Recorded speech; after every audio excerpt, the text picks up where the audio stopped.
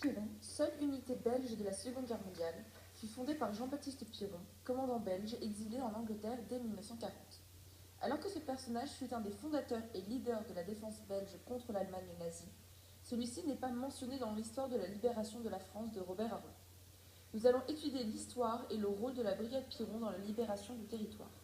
Ce travail a été accompli avec objectivité étant donné notre position en Belgique.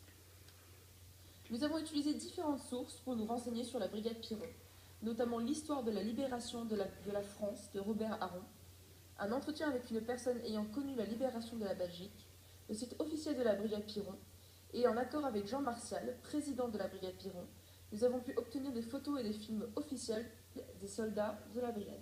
Nous pouvons alors nous demander quel a été le rôle de la brigade Piron dans la libération de la Belgique.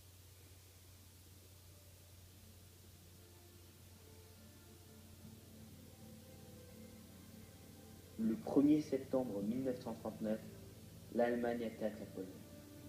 10 mois plus tard, les Pays-Bas, la Belgique et la France sont envahis.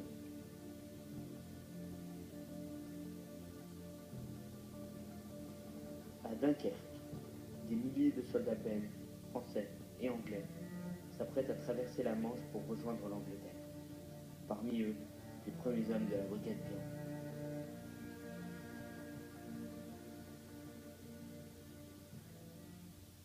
Le premier groupement indépendant belge se forme au terme de la campagne de France.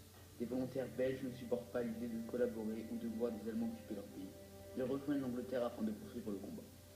En effet, 3 jours avant la capitulation de l'armée belge, le lieutenant-général Victor Baron de Burkel mit sur pied un nouveau commandement militaire à Tenby en Grande-Bretagne. Le 25 mai 1940, les appels sont lancés pour faire venir des Belges et des Luxembourgeois. Fin juillet 1940, 462 volontaires ont déjà traversé la Manche. Ces effectifs permettent de mettre sur pied les premières unités qui sont dès lors entraînées au Royaume-Uni. Les Belges du monde entier rejoignent leurs camarades et pas moins de 33 langues différentes sont parlées au sein de cette unité.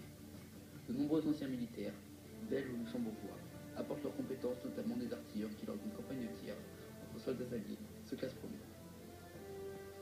Un sentiment de trahison s'empare des hommes de la brigade Piron lorsqu'ils voient certains de leurs compatriotes collaborer avec les Allemands et combattre sur le front de l'Est au sein de la Légion Wallonie. Le commandant Jean-Baptiste Piron, un officier belge ayant quitté son pays occupé dès le mois d'avril 1941, arrive en Grande-Bretagne. En 1942, pour consolider les efforts réalisés et coordonner la participation des Belges au combat contre les régimes et les troupes nazies.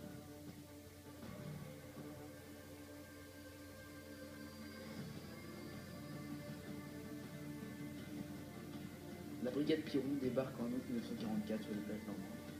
Le commandement de garder les troupes belges pour la libération du territoire belge.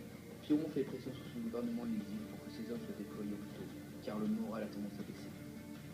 Les Belges traversent la Manche le 6 août. Le lendemain, les opérations du département débutent. La totalité de la brigade, placée sous le commandement de la 6e division aéroportée britannique, du général Gage, est en Normandie à compter du 8 1944. Envoyés sur le front, les Belges affrontent au cours de l'opération Paddle la 2e division SS et Kärlingen.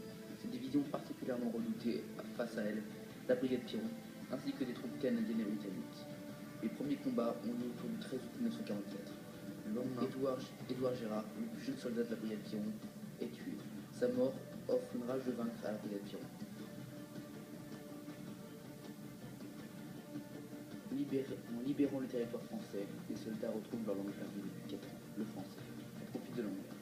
La population, étonnée d'être libérée par les Belges, leur offre des victuailles et bienvenue, comme du vin, du fromage ou de la charcuterie. Ce contact des soldats auprès de la population les réconforte dans leur soif de reconquête du territoire national et de la libération de leurs compatriotes. De plus, de nombreux résistants aident les hommes de la brigade Piron avec un soutien matériel et humain. Le palais des Beaux-Arts de Lille abrite le poste de commandement de la brigade Piron ainsi que son hôpital de campagne où les blessés sont déposés.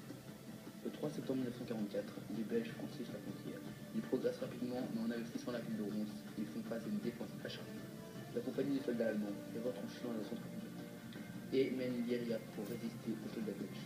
Avec un support d'artillerie décisif, les troupes belges s'emparent de la ville. Lors de l'assaut, Jean Martial est fauché par une rafale de mitrailleuse. Son nom est inscrit sur le monument aux morts de Reims. La bataille de Reims est gagnée. Les Allemands fuient et laissent la route libre pour Bruxelles. Le 4 septembre 1944 a lieu la libération de la Belgique par les Américains et la brigade Piron. Cependant, suite à notre appel à M.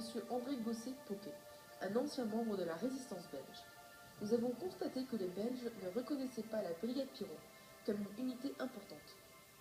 Il dit lui-même « La brigade Piron ne fut évoquée que dans l'après-guerre ». Effectivement, la libération fut majoritairement réalisée par les Alliés.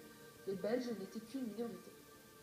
Malgré son importance mineure, elle représente un symbole très important pour les Belges après la guerre. Elle donne une impression de victoire, d'unité wallo-flamande et d'indépendance.